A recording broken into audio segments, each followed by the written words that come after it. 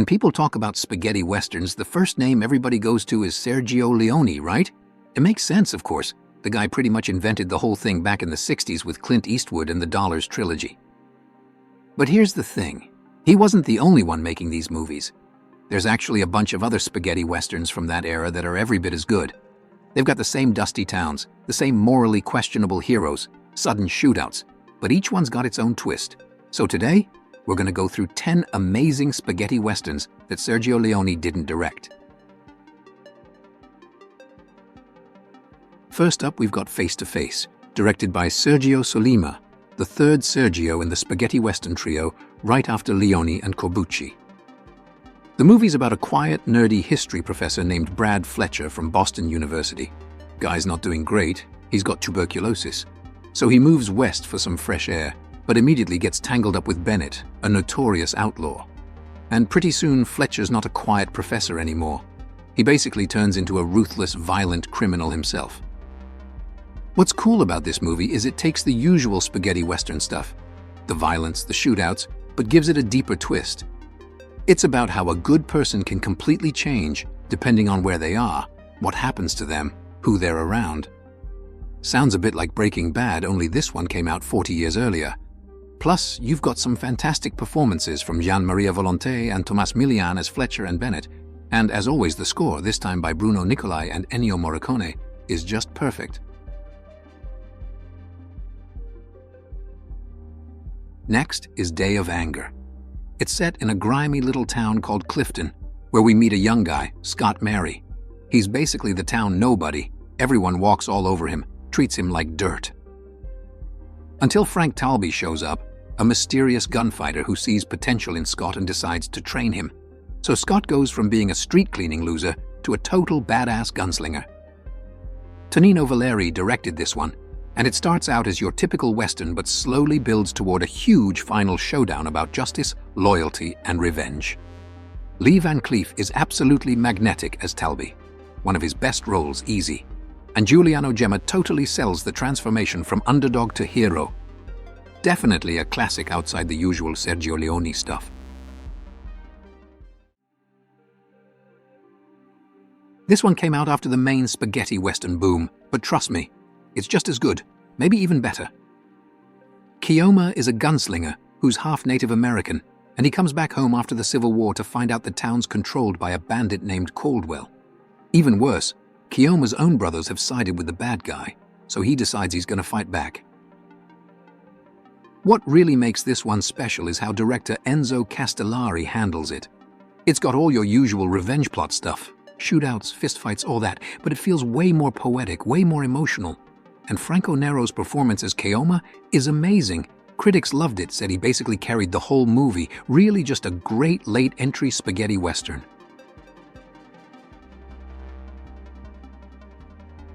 Here's a western almost nobody remembers, but it's honestly worth your time. It's kind of a weird international collaboration. Italy, France, Germany. You have Henry Fonda playing Jack Beauregard, a legendary gunslinger who's done. He just wants to retire to Europe and forget about gunfights. But right as he's about to leave it all behind, he runs into Nobody, a younger, cocky guy who idolizes Jack. Nobody's idea of a fitting send-off for his hero is an ambitious one. He wants Jack to take on 150 outlaws all by himself. Tonino Valeri directed it. This was the guy who started out as Sergio Leone's assistant, so there's definitely some of that Leone DNA in the film. Terence Hill as Nobody is charming, goofy, just weirdly likable. And Fonda gives it a great counterbalance, more serious, seasoned. The film itself is pretty different from a standard Western. It's playful, funny, kinda silly at times, even when bullets start flying. Great hidden gem if you haven't seen it yet. This one's classic Zapata Western territory, set right during the Mexican Revolution. Gian Maria Volonté plays Chuncho, a morally complicated bandit who steals weapons and sells them off to revolutionary forces. Things get interesting when Bill Tate, an American, joins up with Chuncho's gang. Tate's got a hidden agenda, of course, and before long everyone's loyalties are seriously tested. What makes a bullet for the general stand out from typical spaghetti westerns is how much it leans into politics. It's gritty, tense, and genuinely thoughtful. The action scenes land hard, And Louis Bakalov's haunting music sticks with you after the credits roll. Critics loved it, audiences remembered it, and for good reason. It's solid, top-tier spaghetti western stuff. Django's famous now thanks to Tarantino's effort, but the original 1966 film still doesn't get talked about enough. Sergio Corbucci directs Franco Nero in his first big role as Django, a mysterious loner dragging a coffin through a mud-covered ghost town. Why the coffin? Turns out he's carrying around a Gatling gun to settle old scores. The town Django wanders into is caught in a war between violent racists led by an ex-Confederate major and Mexican revolutionaries on the other side. Django won't play favorites. He just wants revenge on the major for killing someone he loved. Corbucci's film was shockingly violent for the time. It was banned in Britain for decades, mostly because of one infamous scene involving an ear getting sliced off. Tarantino borrowed heavily from this movie, not just the name Django for Django Unchained, but also the music, titles, even giving Nero himself a cameo. He even recreated the ear scene in Reservoir Dogs. Django's influence runs deep. Another Corbucci film, but totally different vibe, The Mercenary. Set again during Mexico's revolution, this one's about Sergej Kowalski, a Polish mercenary played by Franco Nero, teaming up with Paco Roman, a peasant revolutionary who wants to learn how to fight. They form an unlikely friendship, but Paco's hunger for power and glory puts the two at odds pretty quickly, leading to an explosive confrontation. The Mercenary balances humor, drama, and action perfectly. The buddy chemistry between cynical Kowalski and idealistic Paco gives it real heart, and Ennio Morricone delivers one of his best scores, adding emotional punch to the action. Critics praised it for good reason.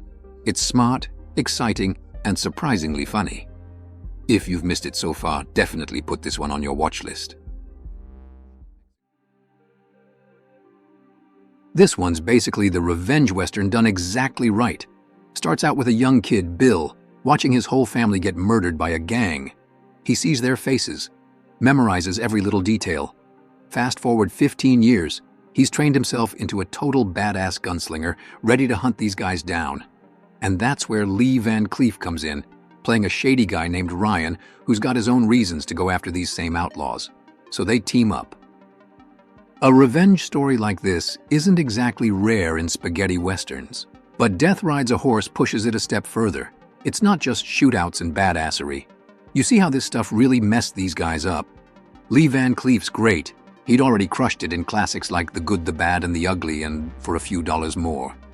And here, he's right at home, top billed, playing a character who spent years in prison for a crime he didn't commit. Meanwhile, John Philip Law's the younger gunfighter set on revenge, and watching these two together, pretty much perfect. The movie doesn't lean on gimmicks either, just straightforward, gritty, tense, spaghetti western greatness. This next one's lighter, but still a classic. Directed by Duccio Tessari, the movie introduces us to Ringo, a charming, fast-talking gunslinger who gets wrongly accused of murder. So he cuts a deal with the local sheriff. He'll go undercover, infiltrate a gang that's taken over the town, and figure out how to save everyone. The whole movie moves fast. It's witty, playful, and has a lot more humor than your average spaghetti western. Giuliano Gemma stars as Ringo, and he's honestly a big reason why this works. Super charismatic, funny, pulls the whole thing off perfectly. It's basically everything you want from a classic spaghetti western: gunfights, tension, charm, but it also feels different. Less serious, more fun, and that's exactly why it stands out. And finally, The Great Silence, directed by Sergio Corbucci, same guy who made Django. This movie is pretty much the darkest spaghetti western you'll ever see. Instead of deserts and tumbleweeds, the movie's set in snowy, freezing Utah. You've got a mute gunslinger called Silence, who's after a gang of bounty hunters. A woman hired him to get revenge for her murdered husband. The movie's known for its bleak tone and harsh, snow-covered landscapes that just feel cold and dangerous. You've got Jean-Louis Trintignant playing Silence. Corbucci actually made him mute because the actor didn't speak English, so he leaned into it. And Klaus Kinski is here too, intense, creepy, absolutely perfect as the villain. But what's really wild here is the ending. Quentin Tarantino said it had probably the most nihilistic ending in any Western ever. Basically, the bad guys win, kill everyone, leave the town empty, and that's literally it. Roll credits. It was so dark, so upsetting, that when Sergio Corbucci showed it to Darryl Zanuck, the guy who founded 20th Century Fox, he completely lost it. Zanuck hated the ending so much, he flat out refused to release it in the US. And this wasn't just some minor delay. This movie was effectively blacklisted, totally shelved in America for decades. It didn't get any proper US theatrical release at all when it first came out in 1968. People in the States had to find bootlegs or import copies from Europe if they wanted to watch it. The Great Silence didn't actually get a legit home video release in America until 2001. Think about that. That's over 30 years before US audiences got an official way to watch it.